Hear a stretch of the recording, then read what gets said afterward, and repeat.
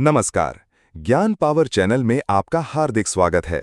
क्या आपने कभी सोचा है कि आपके और उस सर्वशक्तिमान सत्ता के बीच का सबसे सीधा, सबसे सरल और सबसे रहस्यमय सेतु क्या हो सकता है? क्या है वो एक चीज जो आपके जीवन की दिशा बदल सकती है, आपके गहरे से गहरे डर को मिटा सकती है और आपको उस आनंद से जोड़ सकती है जिसकी आप युगों युगों से तलाश कर रहे हैं? आज हम किसी कर्मकांड की बात नहीं करेंगे, किसी कठिन योग की चर्चा नहीं होगी और न ही किसी विशाल यज्ञ का वर्णन होगा। आज हम बात करेंगे उस एक रहस्य की जो संतों ने, ऋषियों ने अपने भीतर छुपा कर रखा। एक ऐसी गुप्त कुंजी जो साधारण से साधारण इंसान को भी असाधारण बना सकती है। वो रहस्य है एक ही नाम को, बस एक ही नाम को बार बार दोहराना। सुनने में कितना सामान्य लगता है ना? पर क्या हो अगर मैं आपसे कहूं कि इस सामान्य सी क्रिया के पीछे ब्रह्मांड का सबसे गहरा विज्ञान छिपा है?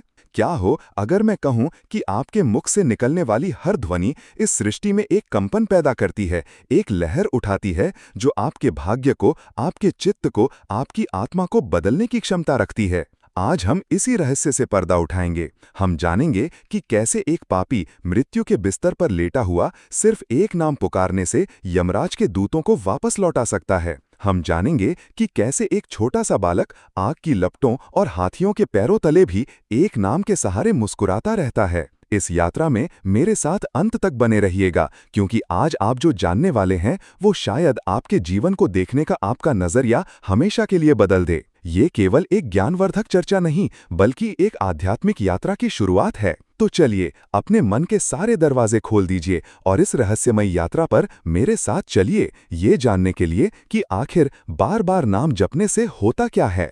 कल्पना कीजिए एक ऐसे व्यक्ति की जिसका जीवन पाप की स्याही से लिखा गया हो। एक ऐसा इंसान जिसने धर्म, कर्तव्य और सदाचार को कभी का त्याग दिया हो। कहानी है एक ब्राह्मण की, नाम था अजामिल। वेदों का ज्ञाता, सुसंस्कृत और गुणी।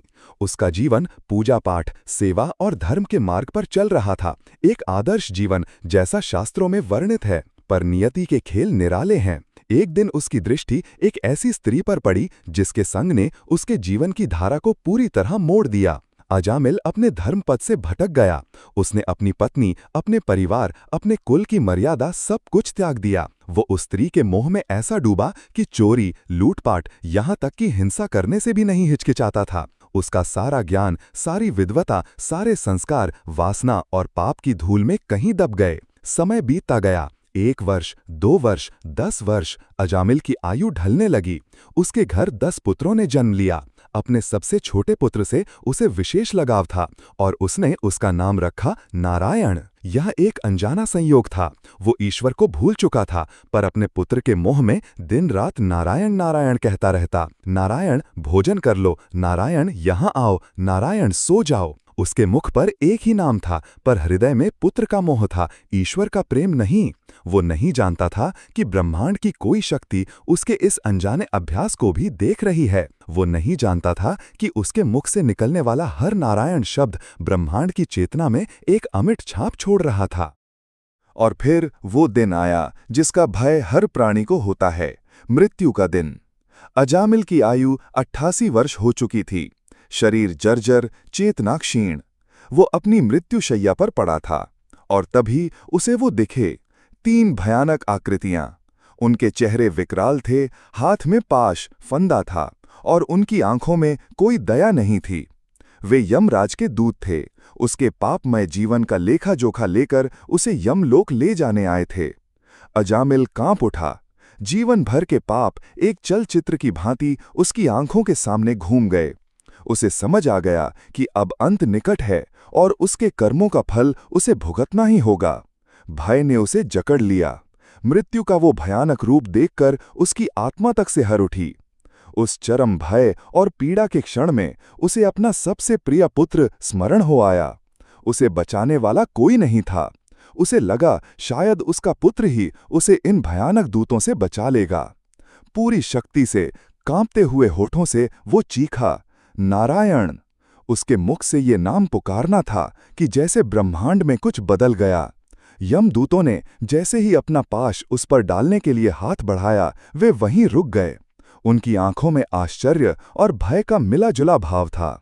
उन्होंने देखा कि 4 दिव्य आकृतियां, जिनके शरीर से करोड़ों सूर्यों का प्रकाश निकल रहा था, जिनके हाथों में गदा, शंख, चक्र और पद्म थे, वहां प्रकट हो गए। वे भगवान विष्णु के पार्षद थे। उन्होंने यमदूतों को एक कठोर स्वर में रोका, ठहरो, तुम इसे नहीं ले जा सकते। यमदूत हैरान थे। उन्होंने कहा, आप कौन हैं? हम धर्मराज यम के दूत हैं। इस व्यक्ति ने जीवन भर पाप किए हैं। इसका जीवन अधर्म और वासना का प्रतीक है।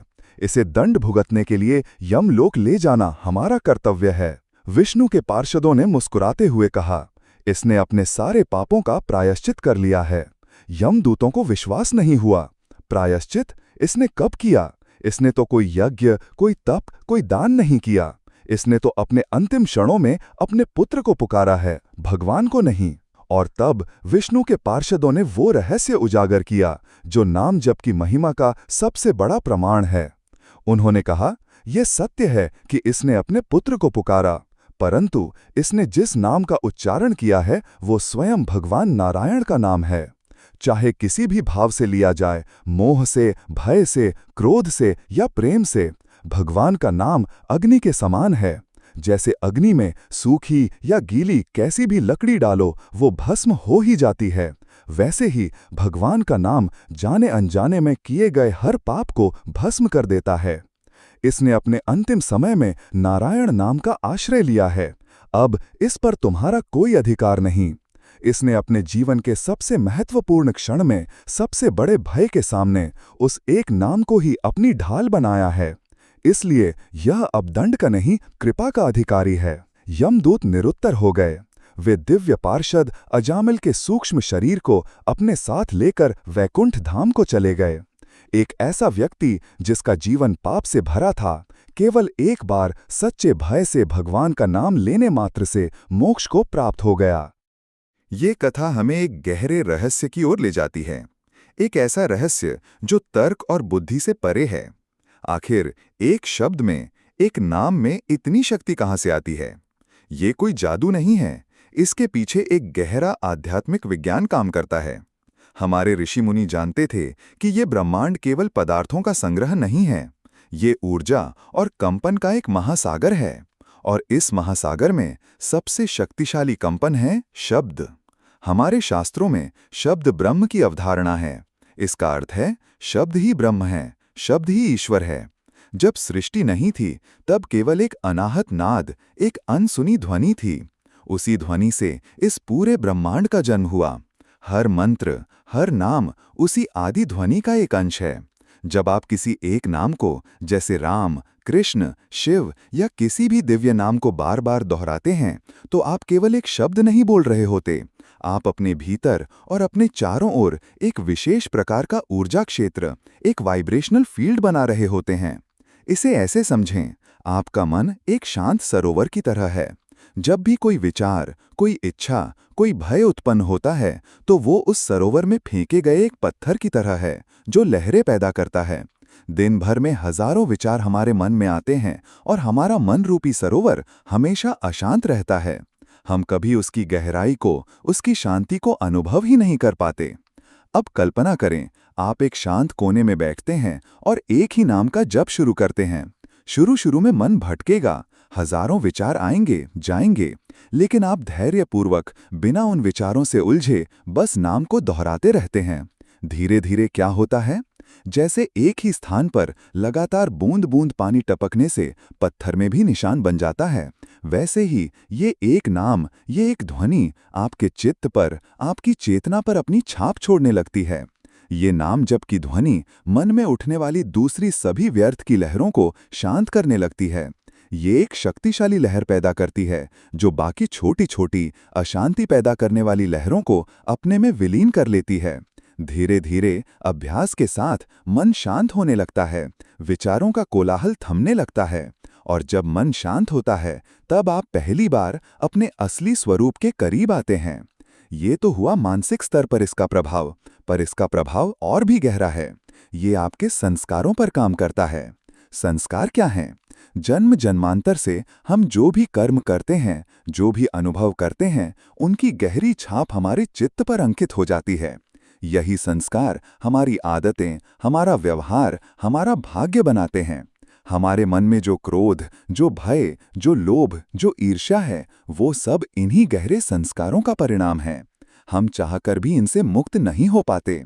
नाम जप की प्रक्रिया इन संस्कारों की शुद्धि करती है, जिसे चित्त शुद्धि कहते हैं। जब आप एक दिव्य नाम का जप करते हैं, तो उस नाम से जुड़ी दिव्य ऊर्जा, उस नाम से जुड़ी पवित्रता आपके भीतर प्रवेश करती है। ये एक आध्यात्मिक साबुन की तरह है, जो जन्मों जन्मों की इस मैल को धीरे धीरे साफ करता है। जैसे जैसे ये मैल साफ होती है, आपके भीतर के नकारात्मक भाव जैसे क्रोध, घृणा, भय अपने आप शांत होने लगते हैं। आपका स्वभाव बदलने लगता है। आप अधिक शांत, अधिक प्रेमपूर्ण, अधिक करुणामय होने लगते हैं। लोग हैरान होते हैं कि इस व्यक्ति में इतना बदलाव कैसे आ गया। वो नहीं जानते कि ये बदलाव किसी बाहरी परिस्थिति के कारण नहीं, बल्कि भीतर चल रही उस मौन साधना, उस नाम जप की शक्ति का परिणाम है। इस सत्य का एक और अद्भुत प्रमाण हमें भक्त प्रहलाद के जीवन में मिलता है। अजामिल ने तो भय से नाम लिया था, पर प्रहलाद ने प्रेम से, श्रद्धा से नाम लिया। प्रहलाद का जन्म एक राक्षस कुल में हुआ। उनके पिता हिरण्यकश्यपु स्वयं को भगवान मानते थे और विष्णु के घोर शत्रु थे। वे चाहते थे कि पूरी प्रजा, यहाँ तक कि उनका अपना पुत्र भी उन्हीं की पूजा करे। पर प्रहलाद तो गर्भ में ही देवर्षि नारद से भगवान नारायण की भक्ति का रहस्य जान चुके थे। उनके रोम रोम में नारायण नाम बसता था। जब हिरण्यकश्यपु को ये पता चला तो उसका क्रोध चरम पर पहुंच गया। उसने अपने ही पुत्र को समझाने की बहुत कोशिश की, उसे डराया, धमकाया, लालच दिया, पर प्रहलाद की जिह्वा पर तो बस एक ही नाम था, नारायण। ये केवल एक पुत्र का अपने पिता के प्रति विद्रोह नहीं था, ये अंधकार पर प्रकाश की, घृणा पर प्रेम की और अहंकार पर समर्पण की लड़ाई थी। हिरण्यकश्यपु ने अपनी पूरी शक्ति लगा दी प्रहलाद को मिटाने के लिए। उसने प्रहलाद को ऊंचे पहाड़ से नीचे फिकवा दिया, पर प्रहलाद नारायण नाम जपते रहे और पृथ्वी ने उन्हें गोद में उठा लिया। उन्हें विषैले सांपों के बीच छोड़ दिया गया, पर प्रहलाद की आंखों में भय नहीं था। वे तो अपनी ही मस्ती में नाम जप में लीन थे, और सांप भी अपना विष भूलकर उनके पास शांत बैठ गए। उन्हें मतवाले हाथियों के पैरों तले कुचलवाने का प्रयास किया गया, पर जैसे ही हाथी प्रहलाद की ओर बढ़ते, वे उनके भीतर बैठे नारायण को देखकर शांत हो जाते और अपनी सूंड उठाकर उनका अभिवादन करते। हद तो तब हो गई जब हिरण्यकश्यपु ने अपनी बहन होलिका को बुलाया, जिसे वरदान था कि वो अग्नि में नहीं जल सकती। एक चिता सजाई गई। होलिका प्रहलाद को अपनी गोद में लेकर उस धधकती आग में बैठ गई। हिरण्यकश्यपु अपनी विजय पर मुस्कुरा रहा था, पर चमत्कार हुआ। जिसे वरदान था वो होलिका तो जलकर राख हो गई, और जो नारायण नाम का आश्रय लेकर बैठा था, वो बालक प्रहलाद अग्नि की लपटों के बीच भी ऐसे बैठा था मानो शीतल चंदन का लेप लगाकर बैठा हो। उसका बाल भी बांका नहीं हुआ। क्या थी वो शक्ति जो प्रहलाद को बचा रही थी? वो शक्ति थी नाम की। वो एक अटूट विश्वास कि जिसका मैं नाम ले रहा हूं वो हर कण में मौजूद है, वो इस अग्नि में भी है, वो इस विष में भी है। जब विश्वास इतना गहरा हो जाता है, जब नाम और नामी, जिसका नाम है, में कोई भेद नहीं रह जाता, तब नाम स्वयं एक अभेद्य कवच बन जाता है। तब परिस्थितियां आपके ऊपर प्रभाव नहीं डाल सकती, बल्कि आपका प्रभाव परिस्थितियों पर पड़ने लगता है। ये नाम जप की यात्रा की पराकाष्ठा है, पर यहां तक पहुंचना एक क्रमिक प्रक्रिया है। इसके भी 3 स्तर होते हैं, जिन्हें साधक धीरे धीरे पार करता है। पहला स्तर है वैखरी जप। इसका अर्थ है ऊंचे स्वर में बोलकर जप करना। जब मन बहुत चंचल हो, जब ध्यान लगाना बहुत कठिन हो, तो वैखरी जप सबसे उत्तम है। इसमें आपकी जिह्वा और कान दोनों इंद्रियां जप में लग जाती हैं। जब आप ऊंचे स्वर में नाम का उच्चारण करते हैं, तो आसपास का वातावरण भी पवित्र और सकारात्मक ऊर्जा से भर जाता है। शुरुआती साधकों के लिए ये बहुत लाभकारी है। जब वैखरी जप का अभ्यास सध जाता है और मन थोड़ा शांत होने लगता है, तब आता है दूसरा स्तर, उपांशु जप। इसमें आप नाम को इतनी धीमी आवाज में बुदबुदाते हैं कि केवल आपके होंठ हिलते हैं और ध्वनि केवल आप ही सुन सकते हैं, कोई दूसरा नहीं। यह वैखरी से अधिक शक्तिशाली है, क्योंकि इसमें ऊर्जा बाहर बिखरने के बजाय भीतर की ओर संकेंद्रित होने लगती है। आपका ध्यान और गहरा होने लगता है। और तीसरा, सबसे श्रेष्ठ स्तर है मानसिक जप या मानस जप। इसमें न होंठ हिलते हैं, न जिह्वा। नाम का जप केवल मन के भीतर चेतना के स्तर पर चलता है। सांस के आने जाने के साथ, हृदय की हर धड़कन के साथ नाम अपने आप चलने लगता है। इसे अजपा जाप भी कहते हैं, यानी ऐसा जप जो बिना जपे हो रहा है। ये जप की सबसे ऊंची अवस्था है। इस अवस्था में जप एक क्रिया नहीं रहती, आपका स्वभाव बन जाता है। आप चलते फिरते, काम करते, सोते जागते हर समय उस दिव्य नाम के साथ जुड़े रहते हैं। आपका पूरा अस्तित्व ही एक प्रार्थना बन जाता है। परंतु ये यात्रा हमेशा आसान नहीं होती। जैसे ही आप इस मार्ग पर गंभीरता से चलना शुरू करते हैं, आपका मन और ये संसार आपकी परीक्षा लेना शुरू कर देते हैं। कई बाधाएं सामने आती हैं। पहली बाधा है मन का विद्रोह। जैसे ही आप जप के लिए बैठेंगे, आपका मन 100 बहाने बनाएगा। वो आपको पुराने सुख, पुरानी चिंताएं, भविष्य की योजनाएं सब कुछ याद दिलाएगा। वो कहेगा, ये सब करने से क्या होगा, उठो कुछ काम करो। ये मन का स्वाभाविक प्रतिरोध है, क्योंकि उसे अपनी अशांत रहने की आदत प्यारी है। वो बदलना नहीं चाहता। यहाँ धैर्य की आवश्यकता है। मन से लड़ना नहीं है, उसे बस एक साक्षी की तरह देखना है और प्रेम से वापस नाम जप पर ले आना है। दूसरी बाधा है संदेह। कुछ दिन, कुछ महीने जप करने के बाद भी जब कोई बड़ा चमत्कार या अनुभव नहीं होता, तो मन में संदेह पैदा होता है। क्या मैं सही कर रहा हूँ? क्या इसका कोई फल भी मिलेगा? कहीं ये मेरा समय व्यर्थ तो नहीं हो रहा? ये साधक की सबसे बड़ी परीक्षा है। याद रखिए, बीज बोते ही पेड़ नहीं उगता, उसे समय लगता है। उसे धैर्य, विश्वास और निरंतरता के जल से सींचना पड़ता है। फल अपने सही समय पर अवश्य मिलेगा। तीसरी बाधा है सांसारिक आलोचना। जब आप इस मार्ग पर चलेंगे, तो हो सकता है आपके आसपास के लोग आपको न समझें। वे आपका उपहास कर सकते हैं। वे कह सकते हैं कि आप दुनिया से भाग रहे हैं। ऐसे में विचलित नहीं होना है। आपको पता है कि आप भाग नहीं रहे, आप जाग रहे हैं। आप भीतर की उस शक्ति से जुड़ रहे हैं जो हर चुनौती का सामना करने का सामर्थ्य देती है। इन बाधाओं के पार ही विजय है। जब आप निरंतर श्रद्धा और प्रेम के साथ नाम जप करते रहते हैं, तो एक दिन अचानक आपको इसका अनुभव होना शुरू होता है।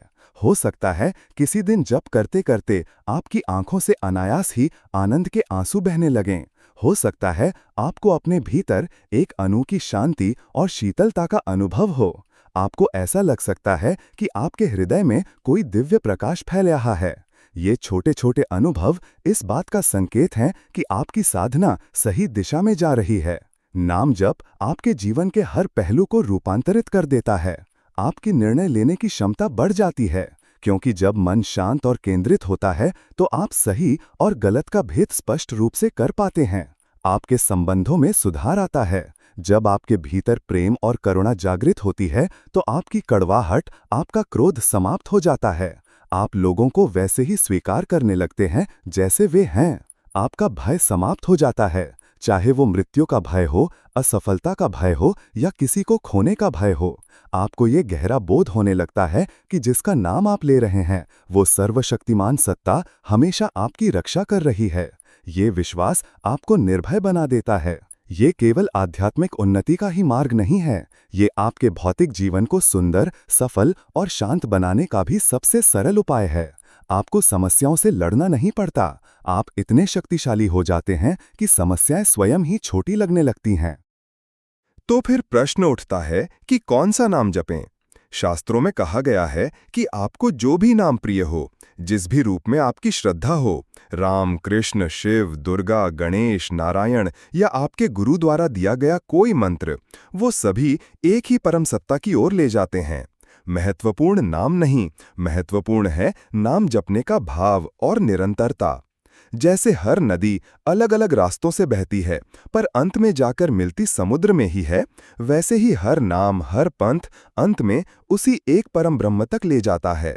आज के इस भागदौड़ भरे जीवन में, जहां तनाव, चिंता और अवसाद ने हम सबको घेर रखा है, वहां नाम जप एक संजीवनी बूटी की तरह है। इसके लिए आपको अपना घर परिवार छोड़ने की जरूरत नहीं, अपने कामकाज को त्यागने की जरूरत नहीं। आप बस अपने दैनिक जीवन में से कुछ क्षण निकालें। सुबह उठने के बाद, रात को सोने से पहले या दिन में जब भी समय मिले, बस कुछ देर शांत बैठकर उस एक नाम को दोहराएं।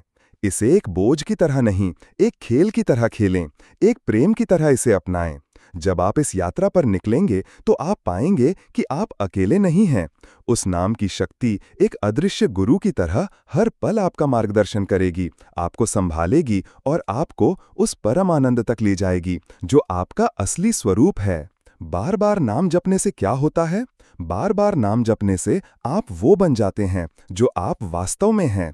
आप उस डरे हुए, चिंतित, अपूर्ण व्यक्ति के भ्रम से बाहर निकलकर अपने सच्चे, आनंदमय, पूर्ण और दिव्य स्वरूप में स्थित हो जाते हैं। ये मनुष्य जीवन का सबसे बड़ा सौभाग्य है, सबसे बड़ा चमत्कार है, जो केवल एक नाम के सहारे घटित हो सकता है। मुझे उम्मीद है कि इस रहस्यमयी और गहरी यात्रा ने आपके मन में नाम जप की शक्ति के प्रति एक नई समझ और जिज्ञासा जगाई होगी। यह ज्ञान केवल सुनने के लिए नहीं, बल्कि अपने जीवन में उतारने के लिए है। अगर आपको आज की यह प्रस्तुति पसंद आई हो, अगर इसने आपके हृदय को छुआ हो, तो कृपया इस वीडियो को लाइक करें और इसे अपने मित्रों और परिवार के साथ शेयर करें। क्या पता आपका एक शेयर किसी के जीवन में शांति और आनंद का द्वार खोल दे।